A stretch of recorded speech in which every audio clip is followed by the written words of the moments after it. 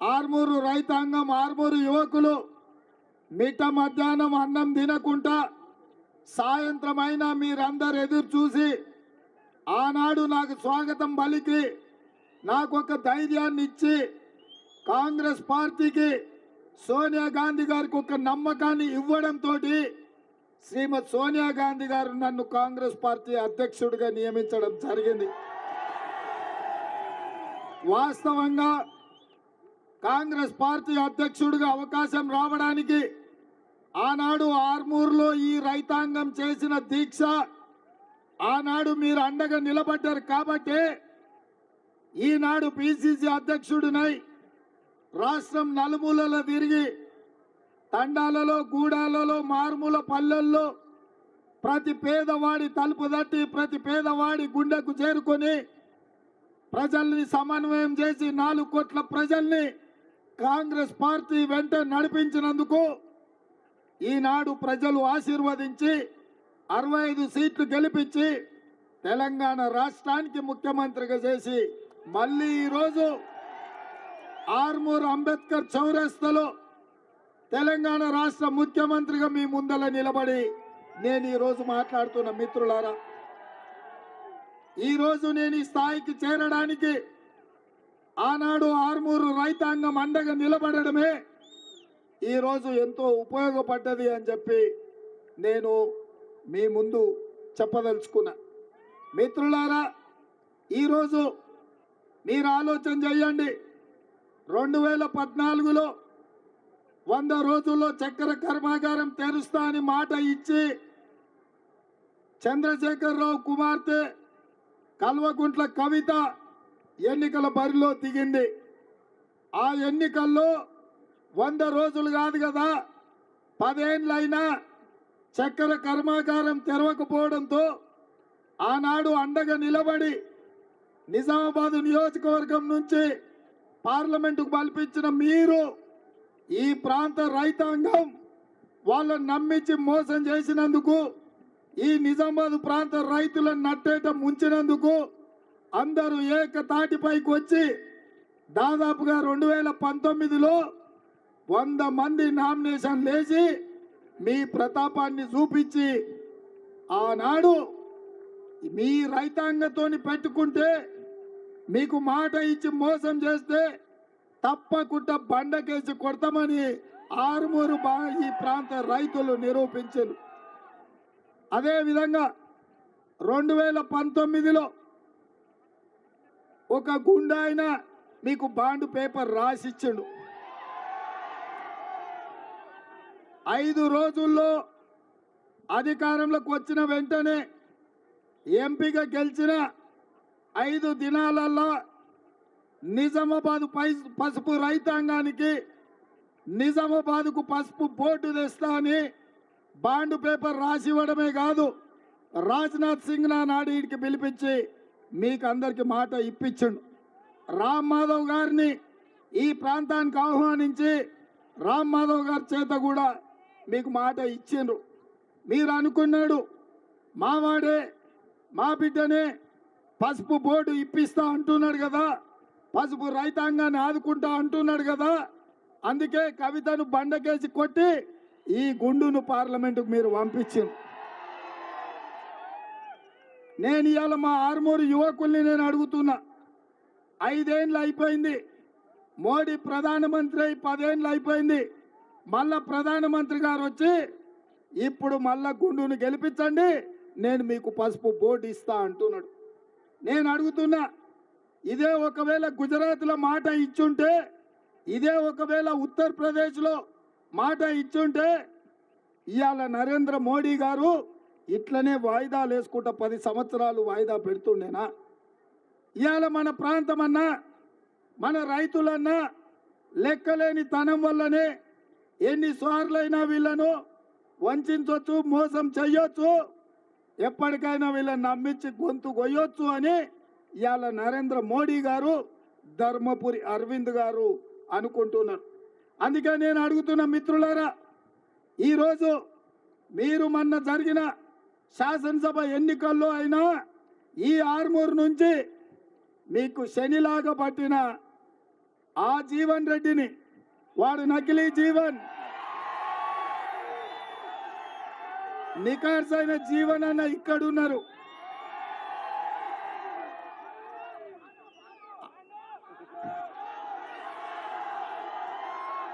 వదిలించుకోనికే ఇంకొక ఆయన తెచ్చుకున్నారు. ఇవాళ మీ పరిస్థితి పెన్న మీద నుంచి పోయి పొయ్యిలో పడ్డట్టు అయింది. ఈడ కూడా అసెంబ్లీలో కాంగ్రెస్ను గెలిపించకుండా బీజేపీని గెలిపించారు. నేను అడుగుతున్న, మరి బీజేపీ నుంచి గెలిచి ఎమ్మెల్యే గారు 150 రోజులు అయ్యింది. మోడీ గారి నుంచి మీకు ఏమి తెచ్చిండో? చివరికి ఆర్మూరు మున్సిపాలిటీకి, ఇది అత్యంత ప్రాచీనమైన మున్సిపాలిటీ, ఎప్పుడో గ్రామ పంచాయతీ కట్టిన బిల్డింగ్లో మున్సిపల్ కార్యాలయం ఉన్నది. కనీసం ఆర్మూరు మున్సిపాలిటీకి మున్సిపల్ కార్యాలయంలో కూడా మోడీ నుంచి తేలేకపోయిందంటే మీరు ఎమ్మెల్యేకి వేసిన ఓట్లు శుద్ధ దండగైనాయా లేదా మీరు ఒక్కసారి ఆలోచన చెయ్యండి. ఇవాళ అందుకే నిజంగానే మీరు మొన్న నా మాట విని నా కండగా నిలబడి వినయ్ రెడ్డిని ఎమ్మెల్యేగా గెలిపించుంటే ఈ 150 రోజుల్లో మీ మున్సిపల్ కార్యాలయం నిర్మాణానికి 10-15 కోట్ల రూపాయలు పెద్ద లెక్క కాబోతుండే. ఇవాళ నేను పాత ఆర్మూరు నుంచి చూసుకుంటా, సుదలగుట్ట నుంచి మీ మొత్తం గ్రామం చూసుకుంటా ఇవాళ అంబేద్కర్ చౌరస్తాకు వచ్చిన. ఇది వెనుకబడలేదు, నాయకులు వెనుకబడేసిండ్రు. ఆర్మూరును అభివృద్ధి చేయడానికి అవకాశం ఉంది, కానీ ఇక్కడ ఎన్నికైన నాయకులు ఆర్టీసీ ల్యాండ్లో మల్టీప్లెక్స్లు కట్టుకున్నాడు ఒకడు, ఇతర దేశాలలో వ్యాపారాలు చేసుకున్నట్టు ఆయన ఇంకొక ఆయన. అందుకే ఇవాళ వాస్తవంగా మీ తరపున మీ సమస్యల మీద మాట్లాడేటోళ్ళు, మీ సమస్యల మీద కొట్లాడేటోళ్ళు, మీ ఆత్మగౌరవాన్ని నిలబెట్టేటోళ్ళు ఆర్మూరులో ఎమ్మెల్యే లేడు, నిజామాబాద్కు ఎంపీగా లేడు. ఇవాళ ఎంపీకి నిలబడ్డోళ్ళు అంటున్నారు, అయ్యా మేము రైతుల సమస్యలకు కొట్లాడతాం, మేము రైతు సమస్యలను పరిష్కరిస్తామని. నేను అంటున్నా, మీకు చెప్తున్నా, వాడెవడో రైతు గురించి చదువుకోవాలి పుస్తకంలో, కానీ మా జీవనాన్న సొంతంగా ఆయనే రైతు కష్టమేందో తెలుసు, వ్యవసాయం ఎట్లుంటుందో చేసేటోడు. 40 ఏళ్ళు ఏ పదవి ఉన్నా చీకటి పడే వరకు ఇంటికి చేరుకొని వ్యవసాయ పొలంలో పనులు చూసుకొని ప్రజలకు ఆదర్శంగా ఉండే ఆదర్శ రైతే మన పెద్దలు టి జీవన్ రెడ్డి గారు. ఇవాళ రైతు వ్యతిరేక నల్ల చట్టాలు చేస్తే హర్యానా, పంజాబ్ నుంచి లక్షలాది మంది రైతులు ఢిల్లీ సరిహద్దులో మోరించి నరేంద్ర మోడీని మెడలు వంచి రైతు వ్యతిరేక నల్ల చట్టాలు వెనక్కి తీసుకునేటట్టు చేసి రైతులకు క్షమాపణ చెప్పించిన పౌరుషం హర్యానా, పంజాబ్ రైతులది. ఆ స్ఫూర్తి తెలంగాణ రాష్ట్రంలో ఏ రైతులకైతే ఉందంటే అది ఈ ప్రాంతం ఆర్మూరు, ఈ ప్రాంతంలో మీ నిజామాబాద్ ప్రాంతంలో హర్యానా, పంజాబ్ రైతులకు ఎట్లయితే ఆత్మ గౌరవం కోసం ఆఖరి శ్వాస వరకు కొట్లాడతారో ఈ ఆర్మూరు ప్రాంత రైతులు కూడా అదే పౌరుషంతో కొట్లాడే వాళ్ళు. అందుకే ఇవాళ మీకందరికీ నేను ఒక్క మాట చెప్పదలుచుకున్నా, మీ సమస్యలు పరిష్కరించాలన్నా, మీ పసుపు బోర్డు మీకు రావాలన్నా, మీ చక్కెర కర్మాగారం తొందరలోనే తెరుచుకోవాలన్నా పెద్దలు జీవన్ రెడ్డి గారు పార్లమెంటుకు ఎన్నిక కావాలి. ఆల్రెడీ శ్రీధర్ బాబు గారు జీవన్ రెడ్డి గారి నేతృత్వంలో సుదర్శన్ రెడ్డి గారితో సహా కలిపి మంత్రివర్గ ఉపసంఘాన్ని వేసి చక్కెర కర్మాగారాన్ని తెరవడానికి ఇవాళ 42 కోట్ల రూపాయలు బ్యాంకుకు చెల్లించి ఎన్నికల కోడైన ఎంబడే మీ ప్రాంతంలో ఉండే చక్కెర రైతులను, చెరుకు రైతులను ఆదుకునే బాధ్యత మన ప్రభుత్వం తీసుకున్నది. ఇవాళ ఇక్కడ పండించే ఎర్రజొన్నలు కానీ, ఇక్కడ పండించే మొక్కజొన్నలు కానీ, సోయాబీన్ కానీ, మీరు పండించే వడ్లు కానీ గిట్టుబాటు ధరతో పాటు 500 రూపాయల వడ్లకు బోనస్ ఇచ్చి కొనుగోలు చేసే బాధ్యత మాది. నిన్న మన చంద్రశేఖరరావు అన్నాడు రైతు బంధు పడతలేదు, రైతు బంధు వస్తలేదు అని. నేను చెప్పిన మే 9 తారీఖు లోపల రైతు బంధు వేసే బాధ్యత నాది. రైతు బంధు వేస్తా, అమరవీరుల స్తూపం దగ్గర 9 తారీఖు లోపల వేయకపోతే నేను ముక్కు నేలకు రాస్తా, వేస్తే నువ్వు రాస్తావా అని సవాలు విసిరిన.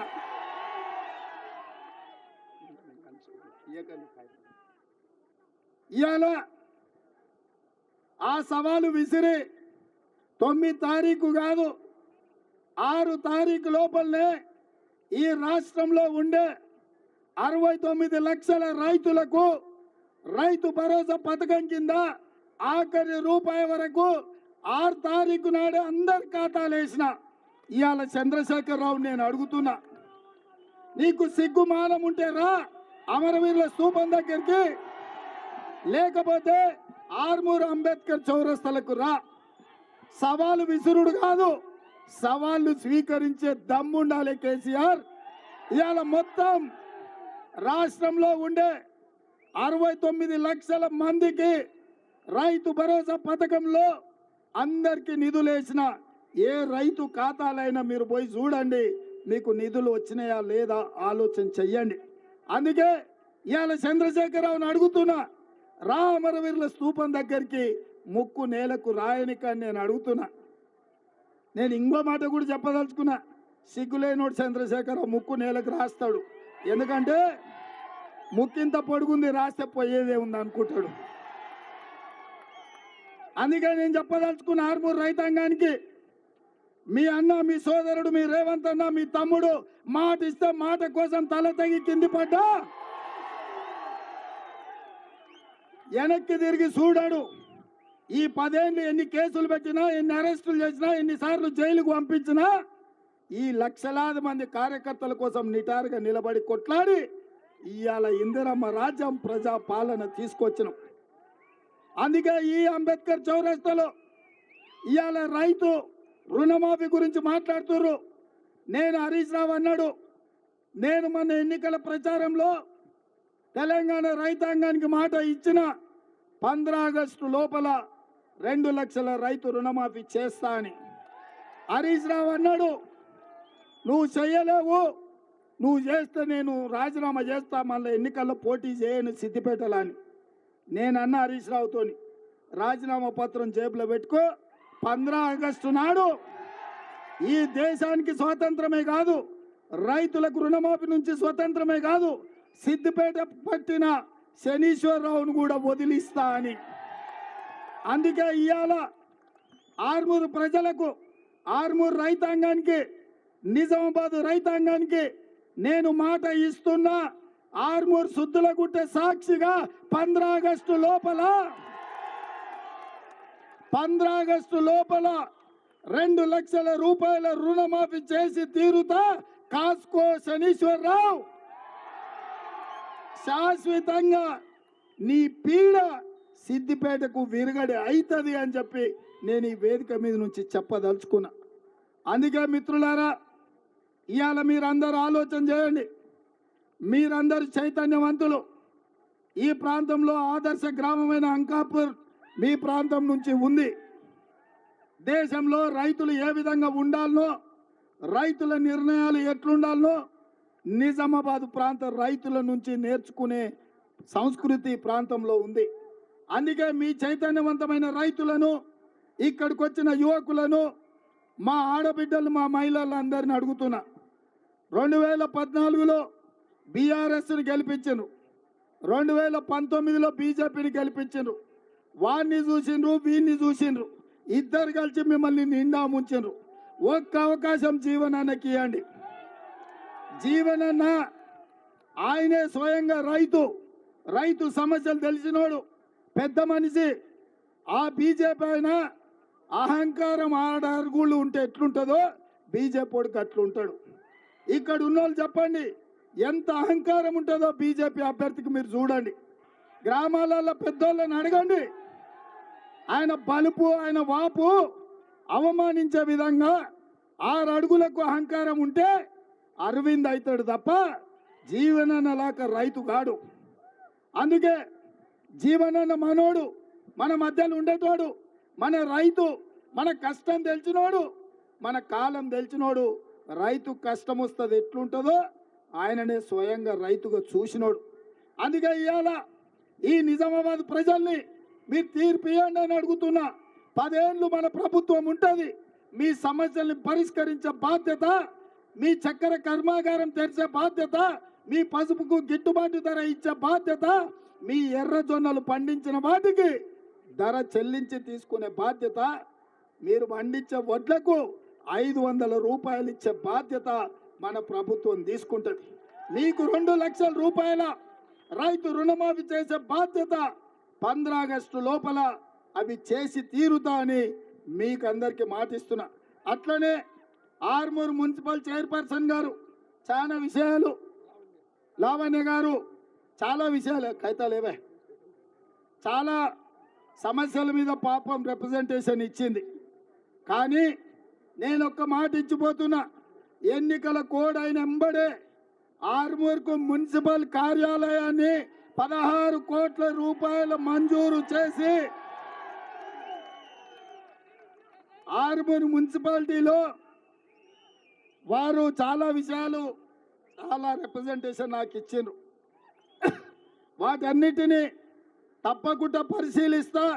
ముఖ్యంగా మీకు మున్సిపల్ కార్యాలయం నిర్మాణానికి 16 కోట్ల రూపాయలు అడిగినరు, వాటిని మంజూరు చేస్తా.